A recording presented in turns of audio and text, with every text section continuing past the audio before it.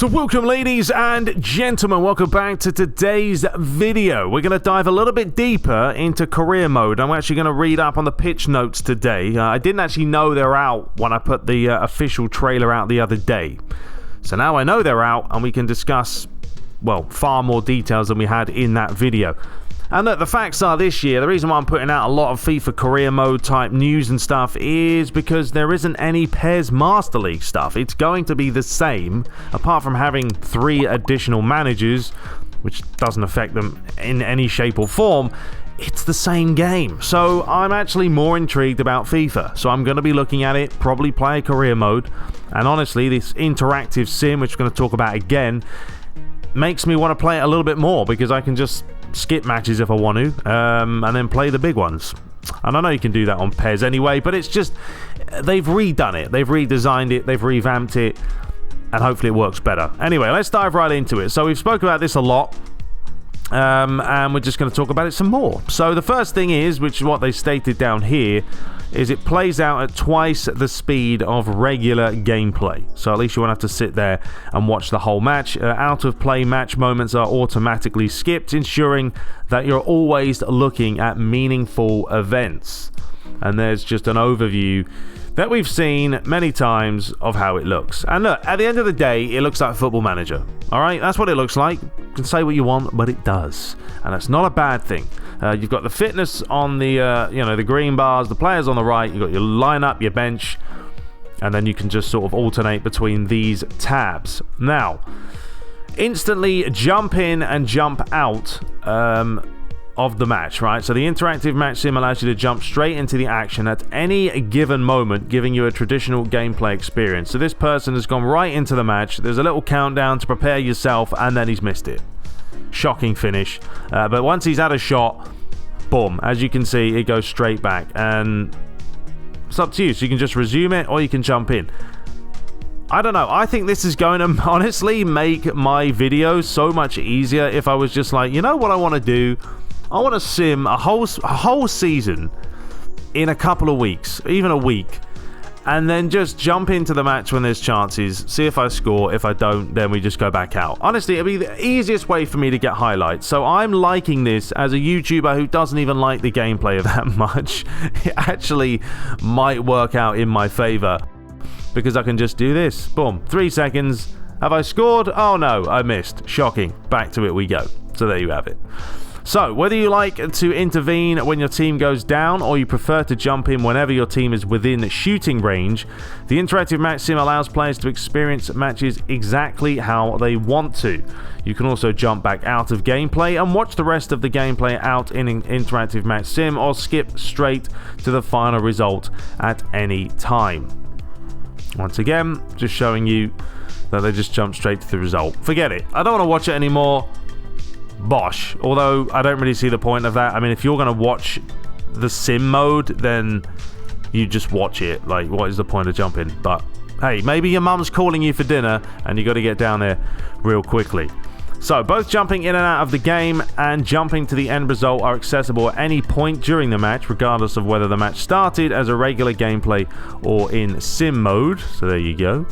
A new way to experience match gameplay. So whether or whenever you're inside the interactive match sim, I'm just going to call it sim mode. It's annoying me. You see the players attempt to implement your game plans and have all the tools needed to reorganize them on the fly if needed. You can interact with team management, change game plans, and monitor your teams and your opponent's information in real time. The following tabs are available. So you've got fitness. Tells you exactly what it is, gives you an idea of which players might run out of stamina. Player rating summarizes how well they're performing. Match stats provides a snapshot of the performance. And then you've got game plan, which shows the systems the teams have adopted on the field. And there you have it. You've got fitness, you got the rating so far, the stats, and then the game plan. Very easy, very intuitive. Magic. So, the match sim also features audio commentary and stadium atmosphere throughout the match. Really? Well, that's impressive, to be fair. To have an actual bit of commentary and the stadium atmosphere. Okay, so that's pretty good. It doesn't really affect me. I don't know why I'm getting excited, because it doesn't affect me. I turn off the audio commentary, but it might for some of you guys. So I've got new match launcher. Okay, so you can launch each match with one of 3 options. Play the match. Just load it up and play it. You've got sim match, which is launch the new interactive sim, or quick sim, instantly jump to the final result. We've all seen those before, but they've also included some new information to help you make decisions before entering the match. You can see the probable opponent lineup alongside your active team sheet so that you can evaluate the fixture and make informed decisions. We've also streamlined the experience by making some changes, like automating the kit selection to get into matches quicker. We've also placed match settings here, along with the new options that are specific to the match sim, like allowing you to customize the appearance of the teams on the match sim radar. So there you go. There's the lineups and everything else. They're playing on amateur. Ridiculous. Gonna crank that up, boys. But here it is. Play match, sim match, quick sim, team management, customize. And if you're in America, you're going to put a Z in there for some reason.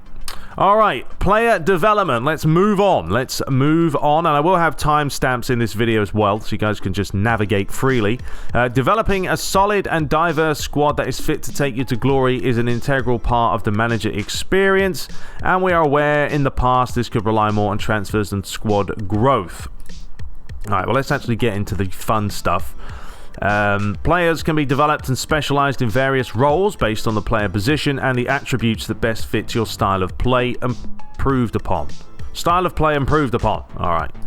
Whether you favor playing out from the back, possession, or fast counter-attack, you can instruct your players to focus their growth in the direction you want. So, player growth is determined through XP, alright? So based on how well you do in matches, their form, and their potential to grow, they will gain more or less growth XP. That XP is distributed to their attributes, determining attribute growth over time. By default, all players are placed on a balanced plan.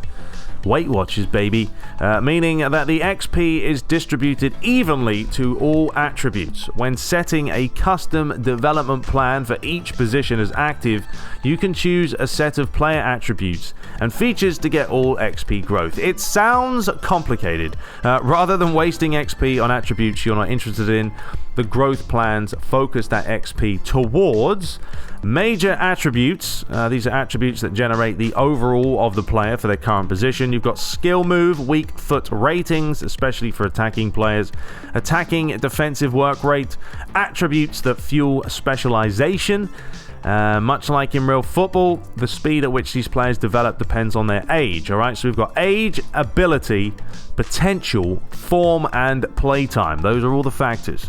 Give a young player with great potential a few games and help him perform, and he will turn into a beast pretty much at an accelerated rate. So someone like Greenwood, basically. You know, the guy's young, gifted, and been playing well. So there you have it. If you have a look at this with Mbappe up there, there's that little ETA. It tells you how long it's going to take to get him to his next position wherever he wants to play. I mean, someone like Mbappe, I mean, a mobile striker, yeah, someone who's just insanely... I mean, I would definitely work on both feet.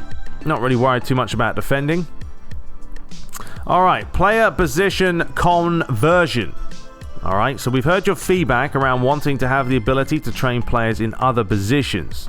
As part of player development, players can now be converted to other positions, allowing for more freedom and control to manage your squad. Alrighty, position conversions can also give a new chance to players that fall out of favor in their original role, giving you more flexibility with each player. That is true. If you're very stacked in the center mids, maybe you want to push that player a little bit wider. That is true. Trying to kind of put them in a different position when you're lacking that area. Let's have a look here. Conversions can also impact work rates and skill move abilities of players. Converting a winger into a fullback, they will need to develop their defensive work rate. That's true. For the conversion to be complete. I mean, it makes sense. You can't put a striker as a centre-back unless he's done some serious defending over the last few months. Moving a player to a more advanced position, they will need to improve on their skill moves to be able to take on defenders. See, skill moves to me is just bloated uselessness. They're just spam fest. I don't think they really should have skill moves. I think they need something attacking minded, but I don't know. Younger players will be naturally easier to convert into other positions, and declining veteran players can be guided towards a position that helps them conserve their key attributes better. So we've seen this one before with Alexander-Arnold. As you can see, if he wants to be a centre-back, it just popped up at 164 weeks. Right there. Wow. That's bonkers. So if you want him to be a centre-back, it's going to take him like 2.5 years, nearly 3 years to get him into that position. But it makes sense. You know, you can't be doing this in a week or two. But he is younger, so the other positions he can, you know, develop pretty quickly. Even a defensive mid, up to 21 weeks there, I believe that said. Right, 31 weeks for that, yeah. 21 weeks. All right, player development and position conversion are also available for youth academy players, while in the academy, the young talents develop under good form at all times, so their growth is sustained and even pace. So there you go. Think about that. Maybe it's better to push a lot of those youth players. So moving on, new active training. All right, so with development plans now focused on the long-term attribute growth of your players, our new active training system is focused on the overall match readiness of your squad by making use of all new player performance modifier called match sharpness. There's the new one, all right? And we'll talk about that now, or in a second. So the active training system introduces the concept of a training day, which can take place on any day of your calendar with the exception of match days. And these are the criteria.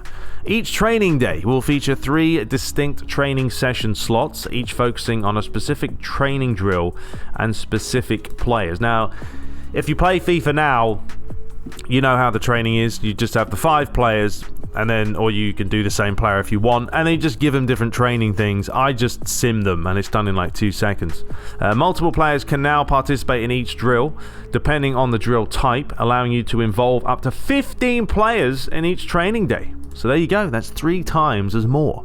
Every session consists of diverse drills and various scenarios focused on improving a specific area of the game: defense, passing, dribbling, shooting, or set pieces. Training days will always be pre-populated with the appropriate drills and players based on the active team sheet, but you can always take control and edit them should you wish to fine-tune your training day outcome. Training your active team sheet will also give you the ability to instantly update the drill and player selection for your training day, allowing you to train an entirely new set of players. For example, your reserves team sheet, assuming that you haven't consumed your training slots. Alrighty, I mean, I honestly might start doing the training, and if I do, like I said, a career mode, put out a series. I mean, it's something for you guys to watch. You can watch me embarrass myself as I try and do these training drills. So you've obviously got inside the zone dribbling, you've got extreme hot potato, we all know what that is, defending scenarios, so you whack the players in there.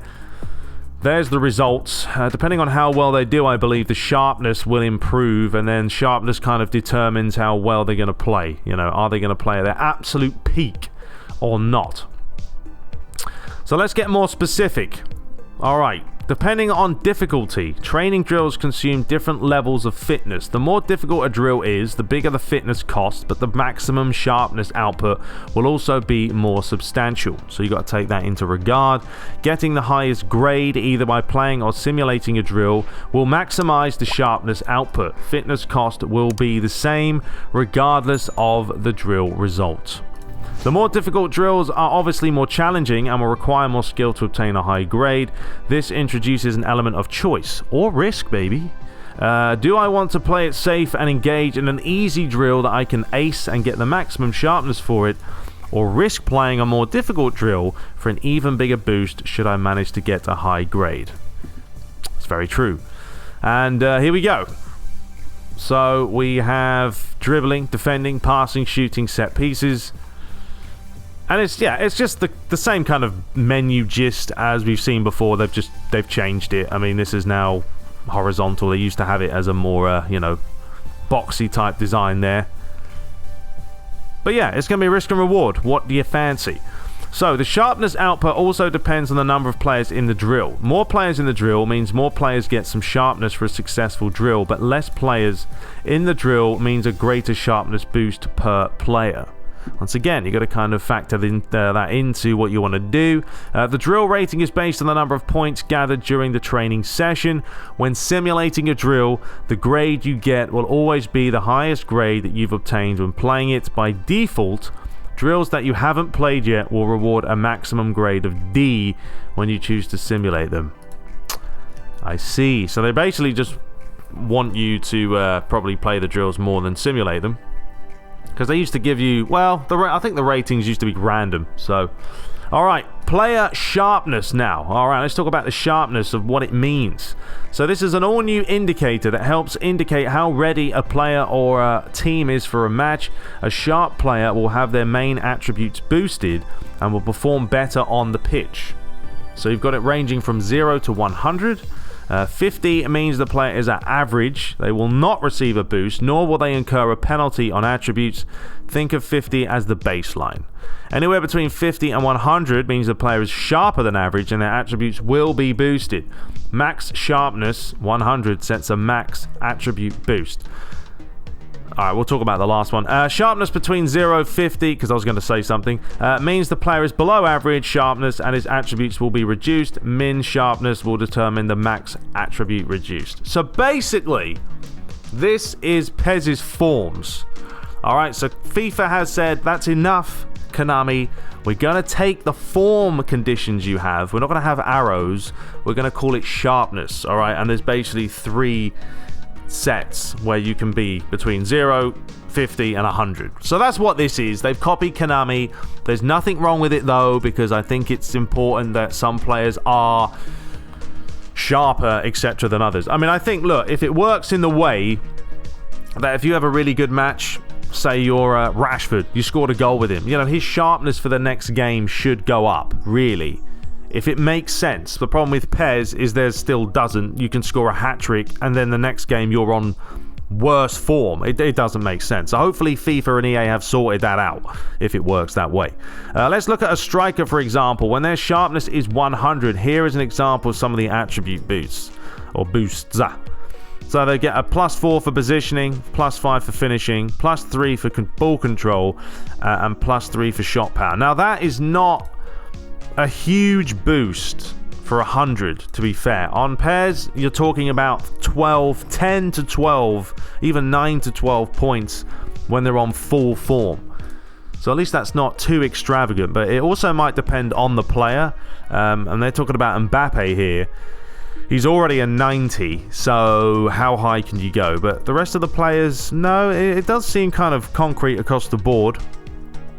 So there you go, that's what that means now. That makes far more sense than the video that I watched. So that's what sharpness does for you. Okay, interesting. Now, should sharpness reach a 0, the striker's skills will be reduced. As you can see here, he's losing some attributes. Now he's down -3. And yeah, you just kind of got to make a decision. Do you want to play a player that's off form, off sharpness, or do you want to whack someone in who's buzzing for it? Yeah. Okay, so player feedback system. Alright, so they've added a player feedback system to the team management screen, which aims to enable better decision making by surfacing the most relevant information to you. Sorry, my voice just went, ugh. There are now 3 elements that impact a player's overall, in addition to their development and age. Alright, so we've got sharpness, which we spoke about, we've got morale, and we've got playing on his, or in his preferred position. On his preferred position? I think that should be an I. Also, be on the lookout for the new sharpness icon present next to the existing morale icon. This will allow you to spot the players that are in the best condition ahead of a game or a match. Okay, team schedule planning. So with this, you can now control what your players do every day of the season in order to be able to build their match sharpness, but also to manage their fitness levels and morale. So that's what you're doing here, making sure that your players are sharp, the morale's there, and the fitness is key. And then you're going to start just winning titles. So balancing fitness, morale, and sharpness is key to achieving long-term success, yes. you can set 3 distinct types of activities daily, each with their own clearly defined role. So training day, alright, this is covered in the active training section. This is focused on improving match sharpness at the cost of fitness and morale if it's being overused. Fitness consumption is directly tied to training day activities, while morale, well, no player enjoys not having days off, or any days off, and is affected if a player is trained excessively. This is what I wanted in PES, this is what I wanted in PES, because it's called Master League, and this is likewise career mode. You're controlling a team, right? Your purpose is to control and manage a team, to keep the players happy, for there to be actual incentives, and that's what I like here. This is what Konami have to do. This isn't a PES video, but I'm just saying, Konami, you've got to pull your finger out in Master League and make it like this, where players are going to get happy or not, and you've got to rotate, and you feel like you're a manager. That's what I want. Alright, recovery day. This is focused on regaining the most amount of fitness for your players, but it also decreases the sharpness the most. That's just sort of giving them a day off, of course. Oh no, that's recovery, so a little bit. This is rest day. So rest day regains less fitness than recovery day, but has a smaller negative impact on sharpness while also boosting morale a little. Okay. Oh wait, so rest days. Alright, so rest day is worse than recovery day. You'll get better fitness if you do recovery day. There you go. Alright, when going out about planning, you can either operate changes at a daily level, choosing what you want to do for that specific day, or use schedule rules to establish patterns for pre-match days, post-match days, and any other days in between matches for 2 weeks in advance. And here you go. So you can just change your weekly plan here if you would like. Intermittent training, only training, only rest, and then you've got after match, before match. It tells you what is going on. And look, honestly, it's probably going to come down to this, very much like Football Manager. People are going to find out maybe what's the best training regimens to do, and then there'll be like guides coming out, and there'll be things on forums. I'm sure there will be. I'm sure training a certain way, if people sat down and tested them, is always better. Now, if you're not much of a micromanager, which we may not be, don't worry, the robust scheduling rules can be adjusted whenever you want during a season, allowing you to make high-level changes without having to get involved with planning activities each day. So, probably like myself, I don't like to dive too far into it, but you don't, I mean, it gets a bit stale doing it over and over and over again. The monthly calendar will keep its existing functionalities, looking into the future months and sim to date, but will now also surface the activities set in the weekly schedule. From here, you can also adjust schedule rules for your entire season. If you want to go into depth, you will have to step into the weekly schedule view to plan out each day individually. So that's what you need to do. You've got to dive in. Okay, so moving on to the new transfer options and improvements. So they've got 3 improvements they've made in this area. They've now got loan to buy. So instead of making risky transfers, you can now loan the players you desire first, with the option to make the transfer permanent when or if they live up to the expectations. Like Alexis Sanchez, because Man United didn't want to keep paying him $60 billion a week. Alright, AI player swap proposals. While player swaps were introduced to career mode a while back, you might have noticed that AI was still preferred old-fashioned cash-only transfers.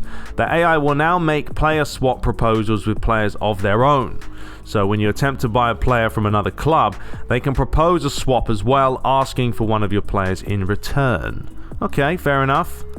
And contract renewal improvements. So we've given the AI, the controlled clubs, the ability to perform contract renewals based on the player's rank in the club. So you will usually not see the top players in a club become free agents.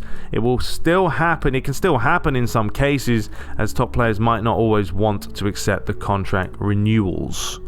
So that should stop some of the silliness happening with the transfers. Now, additional improvements, let's go over this. It's a long video, I know, but going through all the information. So, onboarding. As we constantly adding new features to the game, it's becoming more important to provide information to our players about the inner workings of career mode. This year, we are taking the first step in the direction of teaching players the purpose of each system within the mode and how they can become more successful at using it. So they've got here match day, play a match, go straight into the game, take control of the players, and lead them to victory.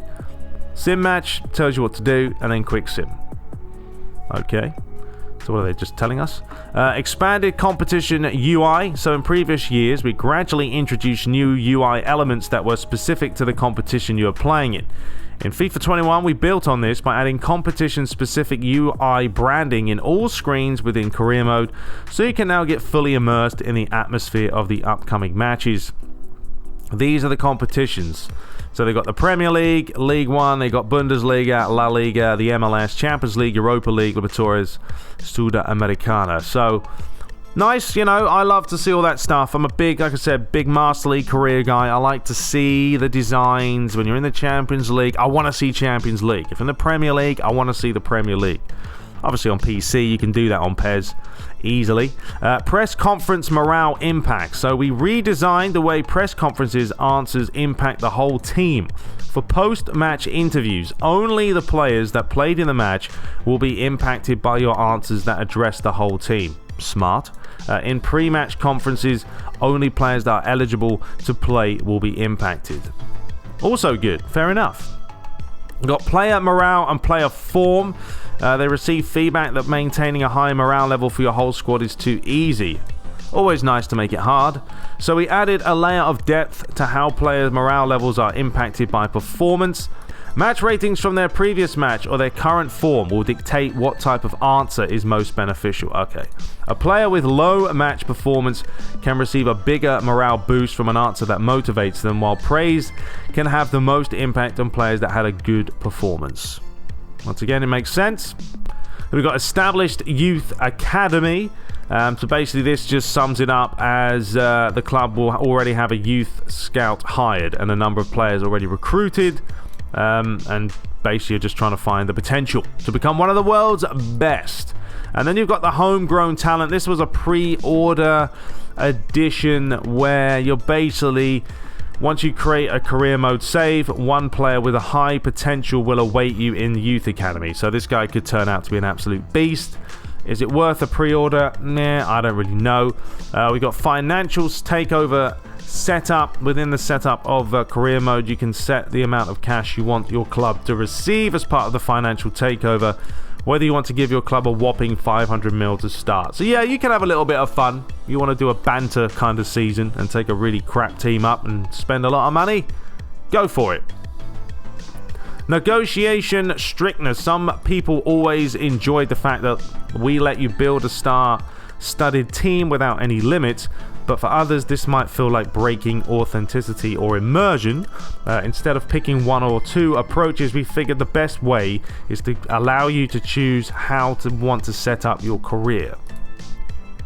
So you can have strict negotiation, so clubs won't be interested in taking offers.